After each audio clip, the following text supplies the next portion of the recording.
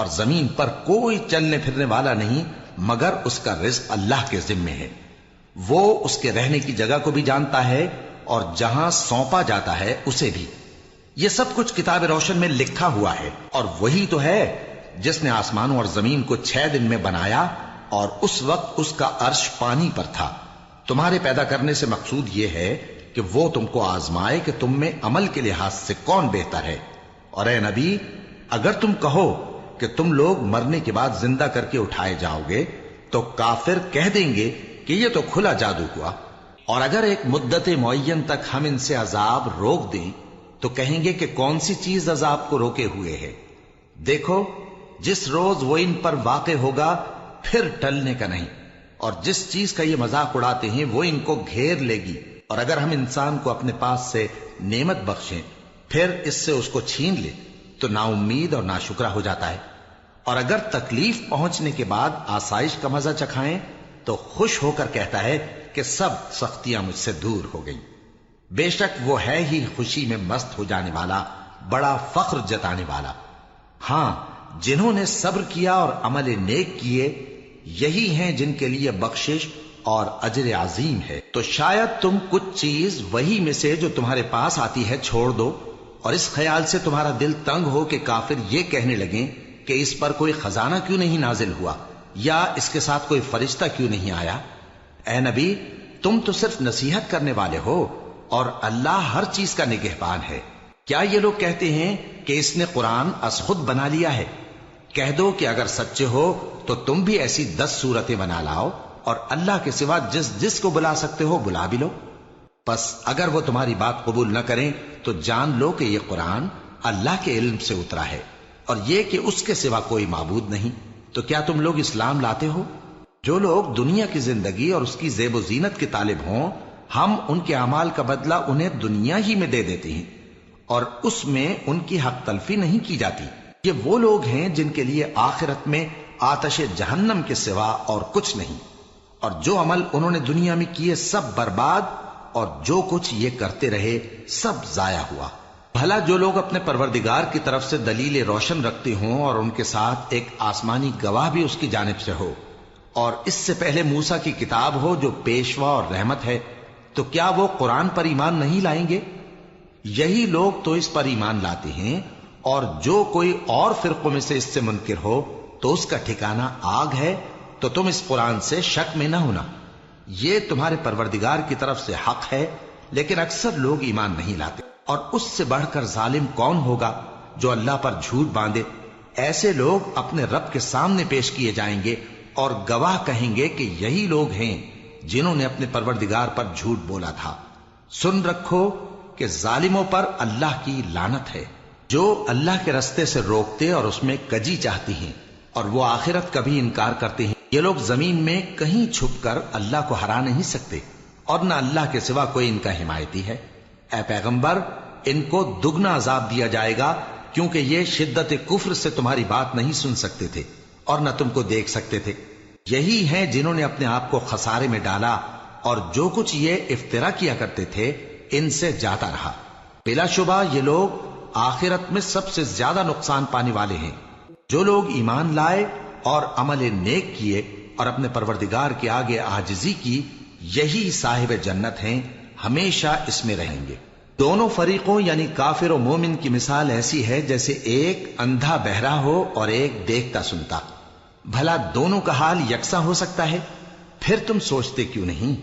اور ہم نے نوح کو ان کی قوم کی طرف بھیجا تو انہوں نے ان سے کہا کہ میں تم کو کھول کھول کر ڈر سنانے اور یہ پیغام پہنچانے آیا ہوں کہ اللہ کے سوا کسی کی عبادت نہ کرو، مجھے تمہاری نسبت دردناک عذاب کا خوف ہے۔ تو ان کی قوم کے سردار جو کافر تھے کہنے لگے کہ ہم تم کو اپنے ہی جیسا ایک آدمی دیکھتے ہیں، اور یہ بھی دیکھتے ہیں کہ تمہارے پیرو وہی لوگ ہوئے ہیں جو ہم میں ادنا درجے کے ہیں، اور وہ بھی سطحی رائے سے، اور ہم تم میں اپنے اوپر کسی طرح کی فضیلت نہیں دیکھتے بلکہ تمہیں جھوٹا خیال کرتے ہیں۔ فرمایا کہ اے قوم، دیکھو تو اگر میں اپنے پروردگار کی طرف سے دلیل روشن رکھتا ہوں اور اس نے مجھے اپنے ہاں سے رحمت بخشی ہو جس کی حقیقت تم سے پوشیدہ ہو گئی ہے، تو کیا ہم اس کے لیے تمہیں مجبور کر سکتے ہیں جبکہ تم اس سے ناخوش ہو؟ اور اے قوم، میں اس نصیحت کے بدلے تم سے مال و زر کا مطالبہ تو نہیں کرتا، میرا صلہ تو اللہ کے ذمے ہے، اور جو لوگ ایمان لائے ہیں میں ان کو نکالنے والا بھی نہیں ہوں، وہ تو اپنے پروردگار سے ملنے والے ہیں، لیکن میں دیکھتا ہوں کہ تم لوگ نادانی کر رہے ہو۔ اے میری قوم، اگر میں ان کو نکال دوں تو اللہ کی گرفت سے بچانے کے لیے کون میری مدد کر سکتا ہے؟ بھلا تم غور کیوں نہیں کرتے؟ اور میں نہ تم سے یہ کہتا ہوں کہ میرے پاس اللہ کے خزانے ہیں، اور نہ یہ کہ میں غیب جانتا ہوں، اور نہ یہ کہتا ہوں کہ میں فرشتہ ہوں، اور نہ ان لوگوں کی نسبت جن کو تم حقارت کی نظر سے دیکھتے ہو یہ کہتا ہوں کہ اللہ ان کو بھلائی یعنی اعمال کی جزا نہیں دے گا۔ جو ان کے دلوں میں ہے اسے اللہ خوب جانتا ہے، اگر میں ایسا کہوں تو بے انصافوں میں ہو جاؤں۔ انہوں نے کہا کہ نوح، تم نے ہم سے جھگڑا تو کیا اور جھگڑا بھی بہت کیا، اب اگر تم سچے ہو تو جس چیز سے ہمیں ڈراتے ہو وہ ہم پر لا نازل کرو۔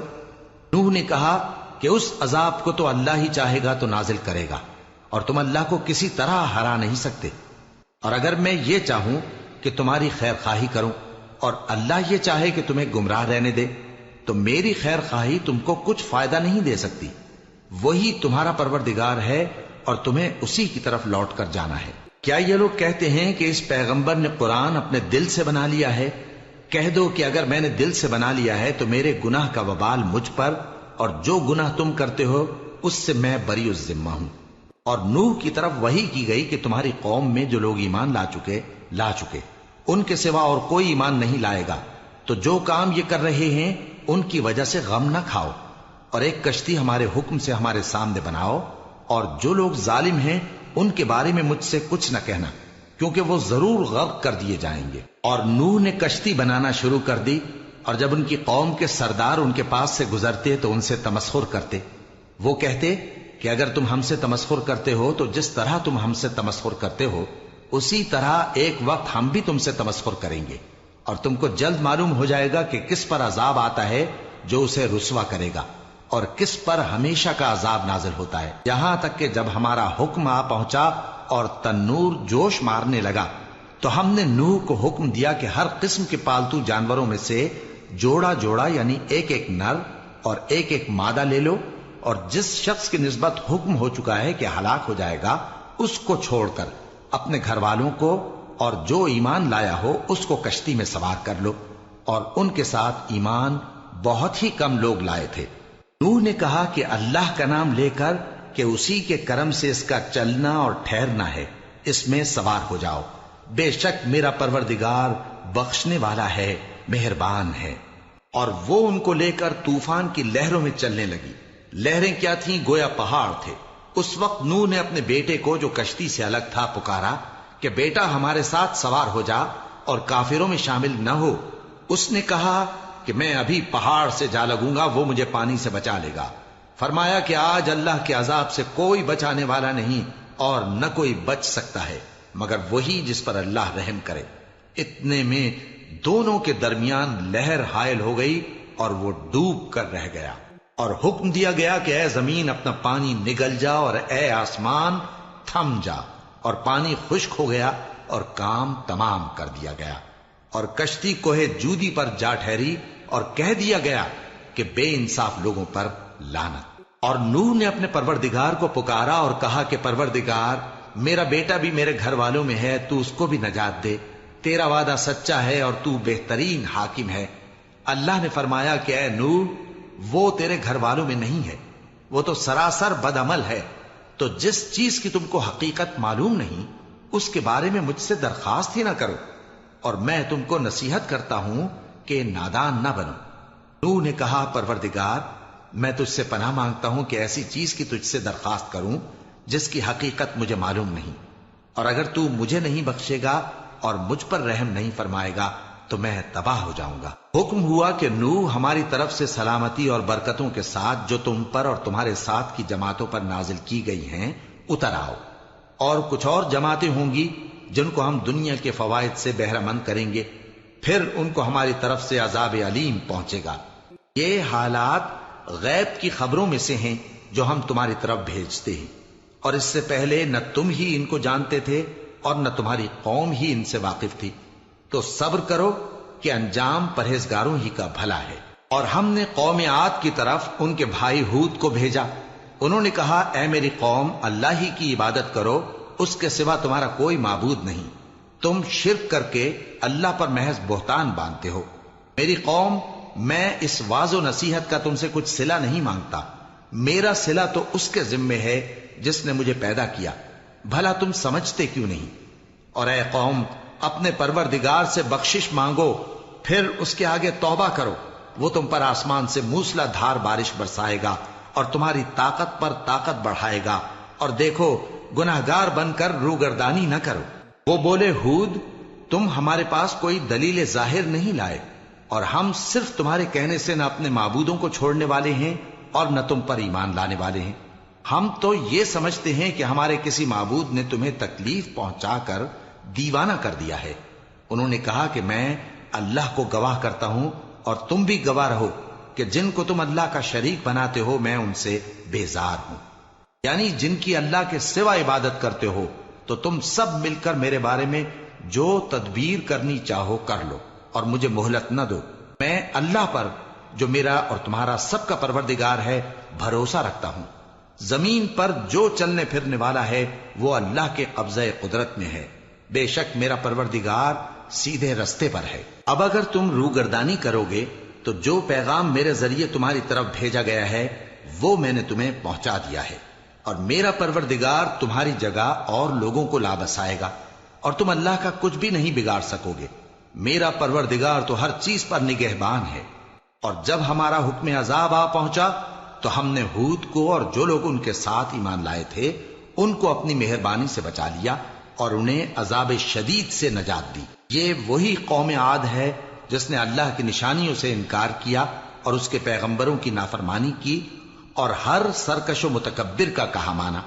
اور اس دنیا میں بھی لعنت ان کے پیچھے لگی رہی اور قیامت کے دن بھی لگی رہے گی.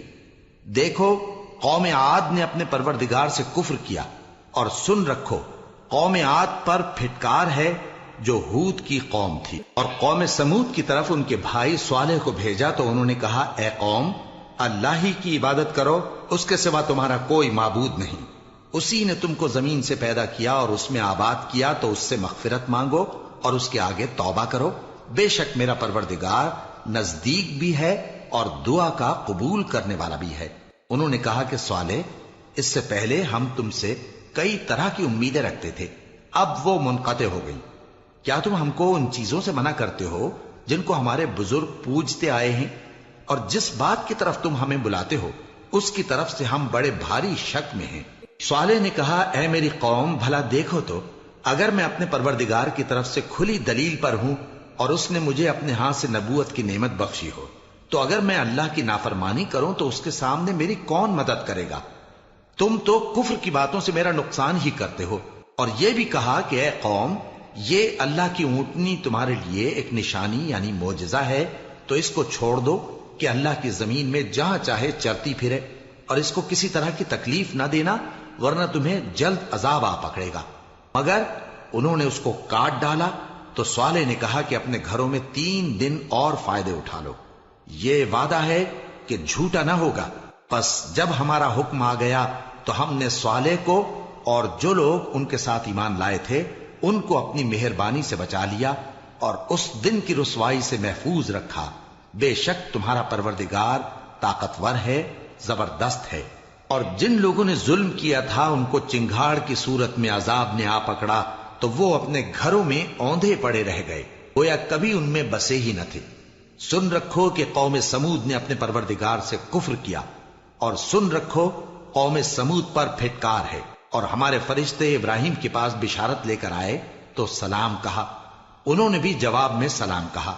ابھی کچھ وقفہ نہیں ہوا تھا کہ ابراہیم ایک بھنا ہوا بچڑا لے آئے. پھر جب دیکھا کہ ان کے ہاتھ کھانے کی طرف نہیں بڑھتے، یعنی وہ کھانا نہیں کھاتے، تو ان کو اجنبی سمجھ کر دل میں خوف کیا.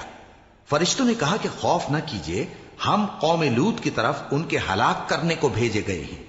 اور ابراہیم کی بیوی جو پاس کھڑی تھی ہنس پڑی، تو ہم نے اس کو اسحاق کی اور اسحاق کے بعد یعقوب کی خوشخبری دی. اس نے کہا اے میرے بچہ ہوگا، میں تو بڑھیا ہوں اور یہ میرے میاں بھی بوڑھے ہیں، یہ تو بڑی عجیب بات ہے. انہوں نے کہا کیا تم اللہ کی قدرت سے تعجب کرتی ہو؟ اے اہل بیت، تم پر اللہ کی رحمت اور اس کی برکتیں ہیں، وہ لائق تعریف ہے، بڑا ہے۔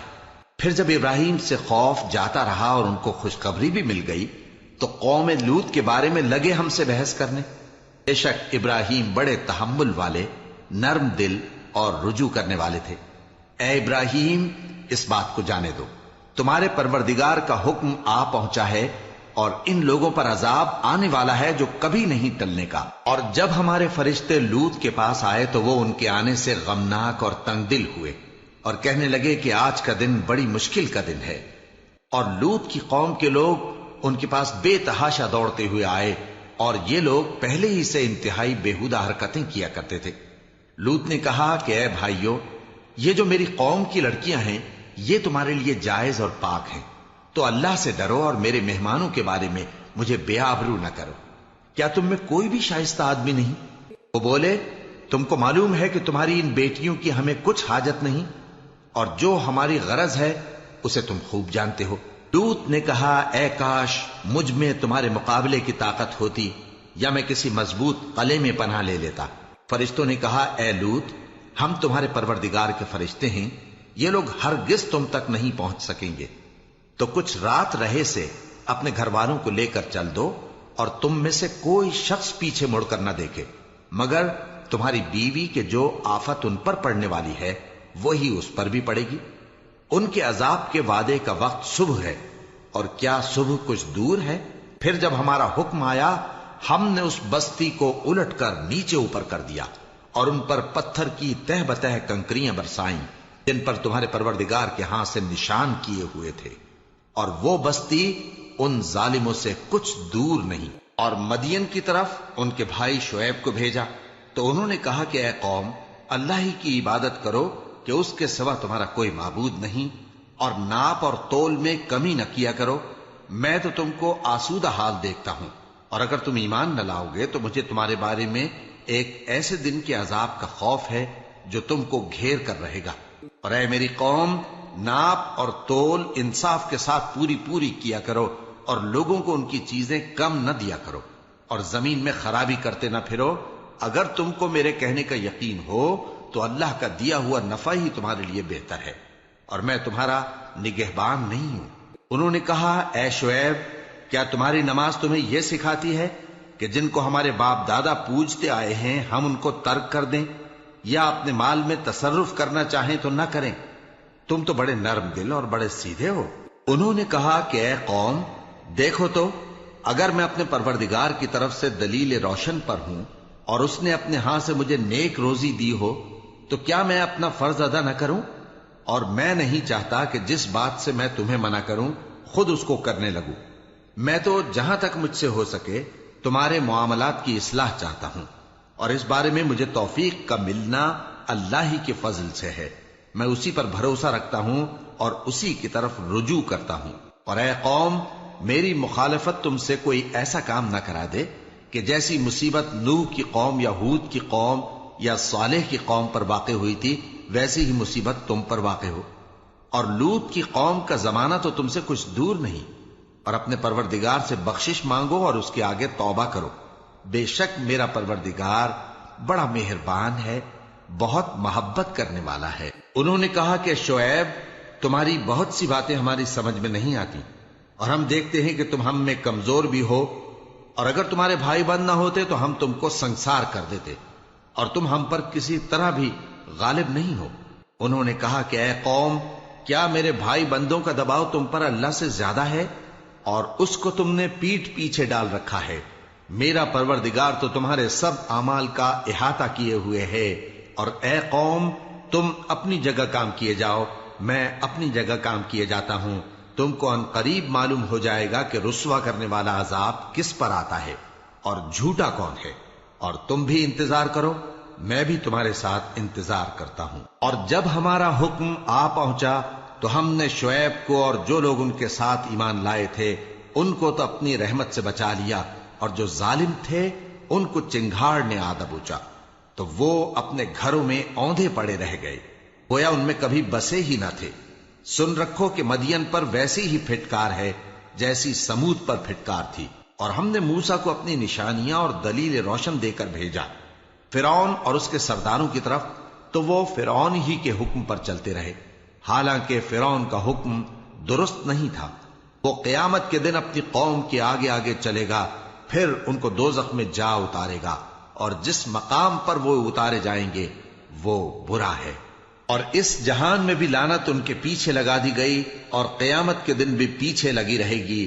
جو انعام ان کو ملا ہے برا ہے۔ یہ پرانی بستیوں کے تھوڑے سے حالات ہیں جو ہم تم سے بیان کرتے ہیں، ان میں سے بعض تو باقی ہیں اور بعض تہس نہس ہو گئیں۔ اور ہم نے ان لوگوں پر ظلم نہیں کیا بلکہ انہوں نے خود اپنے اوپر ظلم کیا۔ غرض جب تمہارے پروردگار کا حکم آ پہنچا تو جن معبودوں کو وہ اللہ کے سوا پکارا کرتے تھے وہ ان کے کچھ بھی کام نہ آئے، اور بربادی کے سوا انہیں اور کچھ نہ دے سکے۔ اور تمہارا پروردگار جب نافرمان بستیوں کو پکڑا کرتا ہے تو اس کی پکڑ اسی طرح کی ہوتی ہے، بے شک اس کی پکڑ دکھ دینے والی سخت ہے۔ ان قصوں میں اس شخص کے لیے جو عذاب آخرت سے ڈرے عبرت ہے۔ یہ وہ دن ہوگا جس میں سب اکٹھے کیے جائیں گے، اور یہی وہ دن ہوگا جس میں سب اللہ کے روبرو حاضر کیے جائیں گے، اور ہم اس کے لانے میں ایک وقت معین تک تاخیر کر رہے ہیں۔ جس روز وہ آ جائے گا تو کوئی شخص اللہ کے حکم کے بغیر بول بھی نہیں سکے گا۔ پھر ان میں سے کچھ بدبخت ہوں گے اور کچھ نیک بخت۔ تو جو بدبخت ہوں گے وہ دوزخ میں ڈال دیے جائیں گے، اس میں ان کو چلانا اور دھاڑنا ہوگا۔ جب تک آسمان و زمین ہیں وہ اسی میں رہیں گے مگر جتنا تمہارا پروردگار چاہے۔ بے شک تمہارا پروردگار جو چاہتا ہے کر دیتا ہے۔ اور جو نیک بخت ہوں گے وہ بہشت میں داخل کیے جائیں گے، اور جب تک آسمان اور زمین ہیں ہمیشہ اسی میں رہیں گے مگر جتنا تمہارا پروردگار چاہے۔ یہ اللہ کی بخشش ہے جو کبھی منقطع نہیں ہوگی۔ تو یہ لوگ جو غیر اللہ کی پرستش کرتے ہیں اس سے تم شک میں نہ پڑنا، یہ اسی طرح پرستش کرتے ہیں جس طرح پہلے سے ان کے باپ دادا پرستش کرتے آئے ہیں، اور ہم ان کو ان کا حصہ پورا پورا بغیر کچھ کم کیے دینے والے ہیں۔ اور ہم نے موسیٰ کو کتاب دی تو اس میں اختلاف کیا گیا، اور اگر تمہارے پروردگار کی طرف سے ایک بات پہلے نہ ہو چکی ہوتی تو ان میں فیصلہ کر دیا جاتا، اور وہ تو اس کی طرف سے بڑے بھاری شک میں پڑے ہوئے ہیں۔ اور تمہارا پروردگار ان سب کو قیامت کے دن ان کے اعمال کا پورا پورا بدلہ دے گا۔ بے شک جو عمل یہ کرتے ہیں وہ اس سے واقف ہے۔ سو اے پیغمبر، جیسا تم کو حکم ہوتا ہے اس پر تم اور جو لوگ تمہارے ساتھ تائب ہوئے ہیں قائم رہو، اور حد سے تجاوز نہ کرنا، وہ تمہارے سب اعمال کو دیکھ رہا ہے۔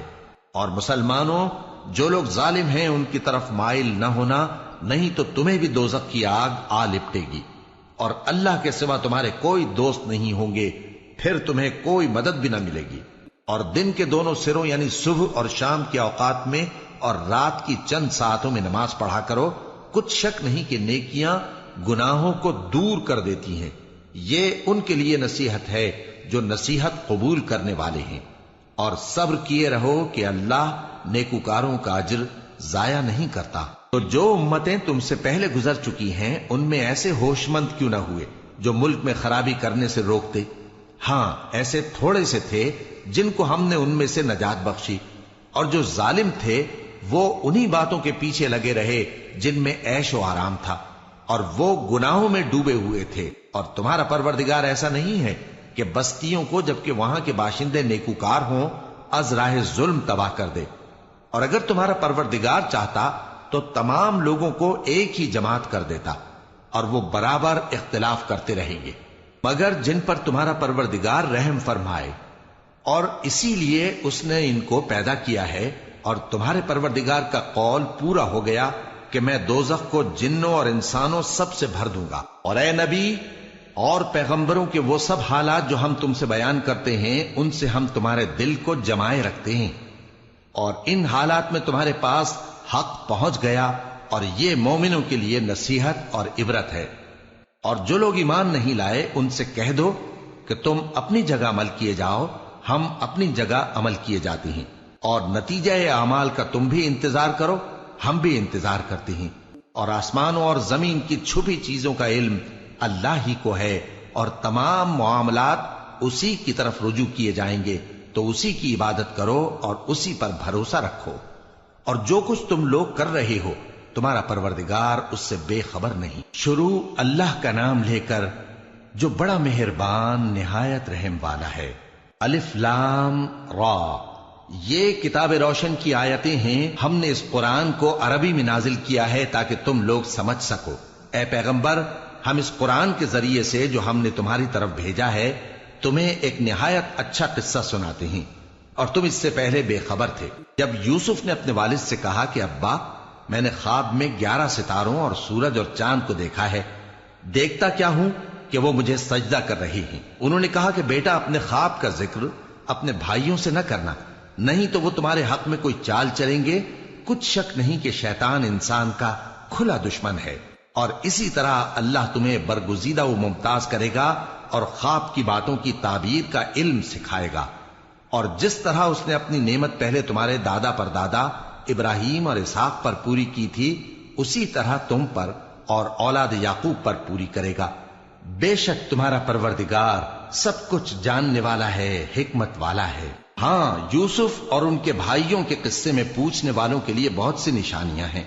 جب انہوں نے آپس میں تذکرہ کیا کہ یوسف اور اس کا بھائی ابا کو ہم سے زیادہ پیارے ہیں، حالانکہ ہم جماعت کی جماعت ہیں، کچھ شک نہیں کہ ابا کھلی غلطی پر ہیں، یوسف کو یا تو جان سے مار ڈالو یا کسی ملک میں پھینک آؤ، پھر ابا کی توجہ صرف تمہاری طرف ہو جائے گی، اور اس کے بعد تم نیک لوگوں میں ہو جاؤ گے۔ ان میں سے ایک کہنے والے نے کہا کہ یوسف کو جان سے نہ مارو، کسی اندھے کنویں میں ڈال دو کہ کوئی راہگیر اسے نکال کر کسی دوسرے ملک میں لے جائے گا۔ اگر تم کو کرنا ہی ہے تو یوں کرو۔ یہ مشورہ کر کے وہ اپنے والد سے کہنے لگے کہ ابا جان، کیا سبب ہے کہ آپ یوسف کے بارے میں ہمارا اعتبار نہیں کرتے؟ حالانکہ ہم اس کے خیر خواہ ہیں، کل اسے ہمارے ساتھ بھیج دیجئے کہ خوب میوے کھائے اور کھیلے کودے، ہم اس کے نگہبان ہیں۔ انہوں نے کہا کہ یہ امر مجھے غمناک کیے دیتا ہے کہ تم اسے لے جاؤ، یعنی وہ مجھ سے جدا ہو جائے، اور مجھے یہ بھی خوف ہے کہ تم کھیل میں اس سے غافل ہو جاؤ اور اسے بھیڑیا کھا جائے۔ وہ کہنے لگے کہ اگر ہماری موجودگی میں کہ ہم ایک طاقتور جماعت ہیں اسے بھیڑیا کھا گیا تو ہم بڑے نقصان میں پڑ گئے۔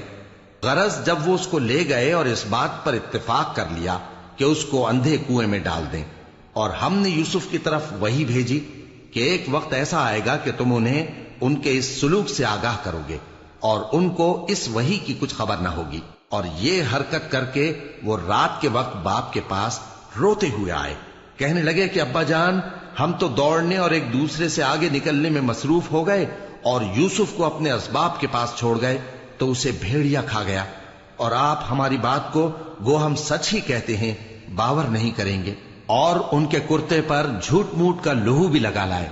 یعقوب نے کہا کہ یوں نہیں ہے، بلکہ تم اپنے دل سے یہ بات بنا لائے ہو۔ اچھا، صبر کہ وہی خوب ہے، اور جو تم بیان کرتے ہو اس کے بارے میں اللہ ہی سے مدد چاہیے۔ اور اب اللہ کی شان دیکھو کہ اس کنویں کے قریب ایک قافلہ آوارد ہوا اور انہوں نے پانی کے لیے اپنا سقا بھیجا، تو اس نے کنویں میں ڈول لٹکایا، یوسف اس سے لٹک گئے۔ وہ بولا، زہے قسمت، یہ تو ایک لڑکا ہے، اور اس کو قیمتی سرمایہ سمجھ کر چھپا لیا۔ اور جو کچھ وہ کرتے تھے اللہ کو خوب معلوم تھا، اور انہوں نے اس کو تھوڑی سی قیمت یعنی مادود چند درہموں پر بیچ ڈالا، اور وہ اس سے بیزار ہو رہے تھے۔ اور مصر میں جس شخص نے اس کو خریدا، اس نے اپنی بیوی سے جس کا نام زلیخا تھا کہا کہ اس کو عزت و اکرام سے رکھو، عجب نہیں کہ یہ ہمیں فائدہ دے یا ہم اسے بیٹا بنا لے۔ اس طرح ہم نے یوسف کو سرزمین مصر میں جگہ دی، اور غرض یہ تھی کہ ہم ان کو خواب کی باتوں کی تعبیر سکھائیں، اور اللہ اپنے کام پر غالب ہے لیکن اکثر لوگ نہیں جانتے۔ اور جب وہ اپنی جوانی کو پہنچے تو ہم نے ان کو دانائی اور علم عطا کیا، اور نیکوکاروں کو ہم اسی طرح بدلہ دیا کرتے ہیں۔ اور جس عورت کے گھر میں وہ رہتے تھے اس نے ان کو اپنی طرف مائل کرنا چاہا، اور دروازے بند کر کے کہنے لگی، یوسف جلدی آؤ۔ انہوں نے کہا کہ اللہ پناہ میں رکھے، وہ یعنی تمہارے میاں تو میرے آقا ہیں، انہوں نے مجھے اچھی طرح سے رکھا ہے، میں ایسا ظلم نہیں کر سکتا، بے شک ظالم لوگ فلاح نہیں پائیں گے۔ اور اس عورت نے ان کا قصد کیا اور انہوں نے اس کا قصد کیا۔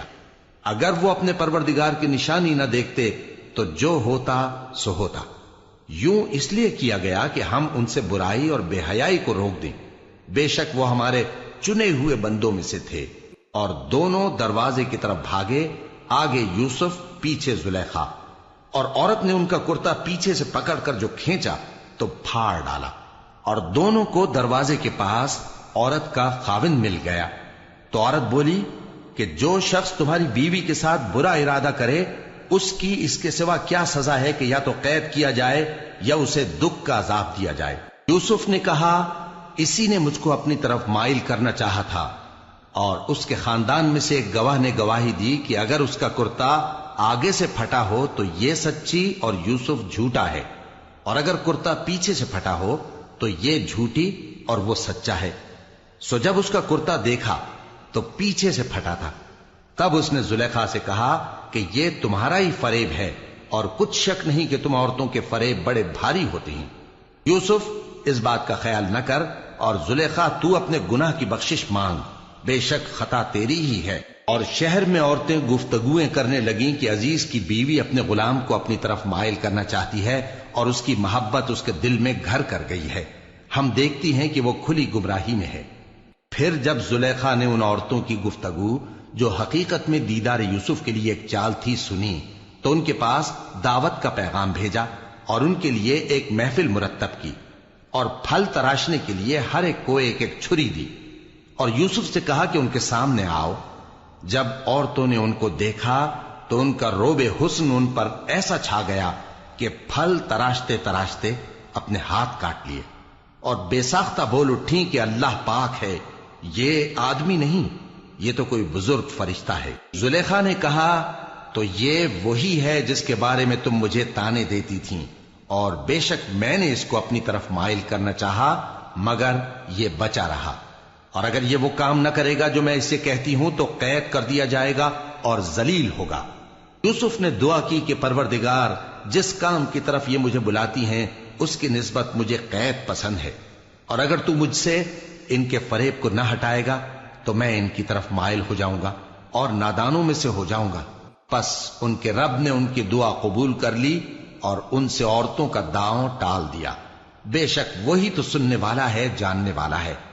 پھر باوجود اس کے کہ وہ لوگ ان کی بے گناہی کے نشان دیکھ چکے تھے، ان کی رائے یہی ٹھہری کہ کچھ عرصے کے لیے ان کو قید ہی کر دیں، اور ان کے ساتھ دو اور جوان بھی داخل زندہ ہوئے۔